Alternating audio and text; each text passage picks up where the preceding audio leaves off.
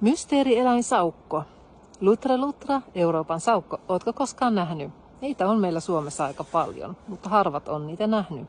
Mulle se ainakin oli tosi pitkään mysteerieläin, koska en ollut koskaan nähnyt, vaikka olen ikäni liikkunut jokien äärellä ja luonnossa muutenkin paljon. Ja jossain vaiheessa mä ajattelin, että nyt tämä mysteeri täytyy selvittää. Mä haluan nähdä saukon, enkä jätä sitä enää pelkän hyvän tuurin ja onnen varaan. Niin mä aloin tietoisesti etsimään saukkoja. Ensin mä kaivelin viralliset sivustot siitä, että missä mitäkin eläimiä on, eli missä on tehty virallisesti ja todistettavasti saukkohavaintoja. Näistä mä sitten seuloin sellaisen paikan, joka on kohtuu lähellä mun kotia, että mä pystyn käymään siellä usein. Koska tiesin jo siinä vaiheessa, että se ei riitä, että mä menen kerran tai kaksi ja saukko siellä on, vaan joudun menemään useammankin kerran. Ja vieläpä aamuhämärissä, iltahämärissä, koska saukot on yöeläimiä ja parhaimmillaan niitä näkisi yöllä. Mutta koska en pysty niitä näkemään yöllä, niin piti mennä aamulla ja illalla. Ennen auringon laskua ja ennen auringon nousua. Vietin siis aika paljon aikaa ja tutkin ja etsin jälkiä lumesta. Ja lumesta nimenomaan, koska kesällähän saukot liikkuu todella laajalla alueella. Niiden reviiri saattaa olla jopa 30 kilometriä. Niin silloin on ihan mahdotonta, no ei mahdotonta, mutta vaatii hyvää tuuria nähdä niitä. Talvella, kun joki jäätyy paikotellen, niin saukot hakeutuu sulapaikkoihin, koska ne tarvii sitä sulaa vettä saalistamiseen ja elämiseensä. Ja usein se pesä on siinä lähellä sitä sulapaikkaakin. Eli koskipaikat talvella on niitä parhaita paikkoja kyttäillä saukkoja. Sellaisen äärellä näin löysin jälkiä. Monta vuotta pelkkiä jälkiä. Kunnes vihdoinkin kova työ palkittiin ja jossain vaiheessa näin myös saukon ja useamman saukon. Mun ensimmäinen saukkokohtaaminen tapahtui vähän ennen joulua hämärässä aamulla varhain. Mä kuulin sellaista pientä piipitystä. Ja tiesin, että voi olla saukon kutsuma ääni. Saukot on yleensä aika hiljaisia, mutta ne saattaa sanoa silleen piip, piip, piip, kun ne kutsuu toisiaan. Ja ihan tarkkaan kun katsoin ja kameralla kuvasin, niin kyllähän siellä pieni saukonpoikainen viipersi.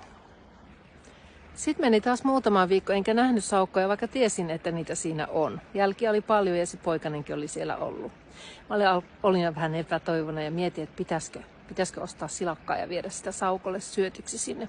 Sitten mä ajattelin, että ei, että parempi olla sekaantumatta saukkojen elämään sen enempää, eikä niitä kantaa oikeastaan lähteä kesyttäänkään, koska sitten ne joutuu vaaralle alttiiksi. Pieni varovaisuus on hyvä luonnon eläimillä säilyä. No en siis vienyt silakkaa, vaan suuntasin aina sitkeästi sinne joen penkerelle katsomaan, että näkyisikö siellä niitä saukkoja.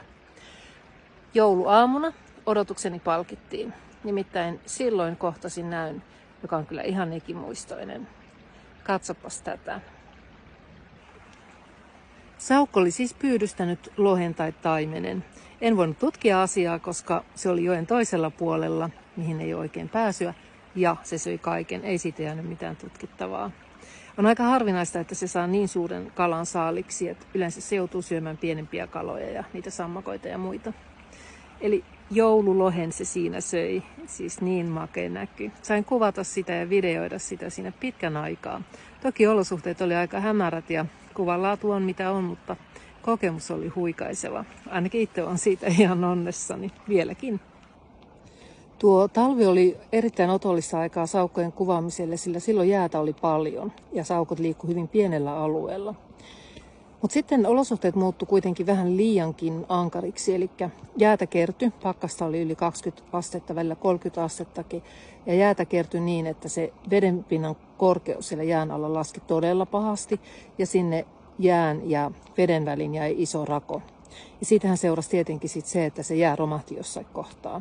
Siinä kohtaa mä katsoin, että nyt ei ole mitään mahdollisuutta kuvata saukkoja, että niitä ei nyt näy, että niitä on ollut pakko häipyä jonnekin muualle. Niinpä mä ajattelin, että mä voin kuvata tähän maisemaa sumua, jäätä, vettä.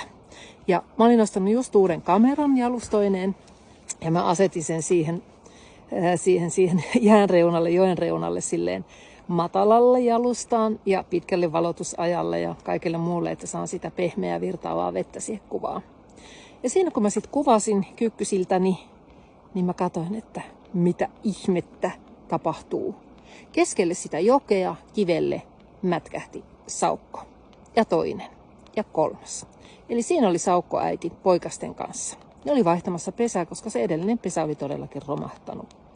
Mulle tuli kiire vaihtaa kameran asetuksia, että mä saan niistä edes jotain kuvia.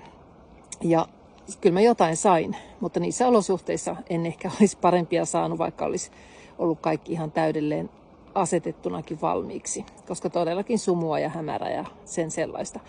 Mutta upea näky. Emo siis kuljetti niitä poikasia pitkin sitä jokea uuteen pesään. Ja mä pääsin seuraamaan, mihin ne siirtyy. Ja sen jälkeen mä pystyin alkaa seuraamaan niitä siellä sitten. Jossain vaiheessa ne saukot sitten hylkäs senkin pesän ja lähti jonnekin muualle. Meni monta viikkoa, että mä en nähnyt niitä ennen kuin sitten kevät-talvella taas uudestaan. Kävi semmoinen aika veikeä sattuma jälleen kerran. Eli usein tässä on myös paljon sattumaa ja onnea mukana, vaikka on sitkeää kyttäämistäkin. Ja tällä kertaa herra Harakka oli mulla apuna tässä saukkojen löytämisessä. Nimittäin olin tuolla jokivarressa kävelemässä ja katsoin, että siellä on herra Harakka siellä jäällä ja myös jotain verta. Ja päättelin siitä, että siinä on ollut saukkojen ruokintapaikka tai ruokapaikka, missä ne on siis syönyt itse pyydystämänsä kalaa. Ja mä jäin kuvailemaan sitä harakkaa ja katselen sitä tilannetta ja pikkasen harmitti, että miksi mä en ollut siinä kohdalla aikaisemmin, koska ilmeisesti ne peijaiset oli pidetty ihan vähän aikaa sitten. Siinä kun kattelin tätä näkyä, niin yllättäen sieltä jokitörmästä pilkisti saukon poikasen pää. Ja saukko tuli siihen lumelle pesemään itseänsä. Aikansa peseydyttyään se saukko sitten vetäytyi sinne kolon takas. Ja mä ajattelin, että show on ohi. Mutta mitä sitten tapahtukaan? Kun en heti siitä lähtenyt, niin sieltä tuli toinen saukko. Tai aluksi mä luulin, että se oli se sama saukko, mutta myöhemmin kun tutkin asiaa, niin selvästikin toinen sisaruksista. Se peseytyi siinä lumella samalla tavalla kuin edellinenkin saukko pitkän aikaa. Siinä pyöri lumessa. Ja lopulta sekin vetäytyi sitten sinne koloon. Sitten mä näin, kun ne kaksi saukkoa päätä vilahti siellä vedessä ja ne oli poissa. Sen jälkeen niitä saukkoja sillä joella en ole nähnyt. Onneksi kyllä muita saukkoja. Ja toivotan sullekin hyvää onnea saukkojen kanssa. Ja myös sitä, että jos sä oikeasti haluat niitä nähdä, niin älä jätä sitä onnen varaan, vaan käytä siihen vähän aikaa ja vaivaa. Lähde vaikka mun kanssa saukkoja katselemaan.